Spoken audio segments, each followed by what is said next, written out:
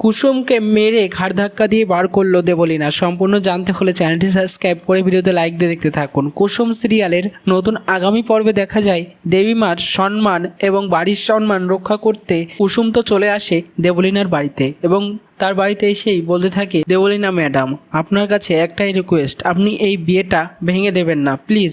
আমার সঙ্গে ফিরে চলুন, ওই বাড়িতে চলুন, ঈশান সাহেবের সঙ্গে আপনার বিয়ে হবে। আমি কথা দিয়ে এসেছি দেবলীনা ম্যাডাম, দেবীমাকে যে আমি কথা দিয়েছি। তখন দেবলীনা প্রচণ্ড রেগে যায় এবং নাটক করে কুসুমকে বলতে থাকে, না সেটা কিছুতেই সম্ভব নয়, তোমার মতো কাজের মেয়ের কাছে আমি কেন কথা শুনবো। এই বলে কুসুমের ঘাড় ধাক্কা দিয়ে বাইরে বের করে আনে এবং তাকে মারতে মারতে ধাক্কা মেরে বলতে থাকে, এই বাড়ি থেকে এক্ষুনি বেরিয়ে যাও, যাও এখান থেকে চলে যাও এক্ষুনি, তুমি তোমার কোনো কথাই আমি শুনতে চাই না। এখনই আয়ুষ্মান পিছন থেকে এসে কুসুমকে ধরে ফেলে।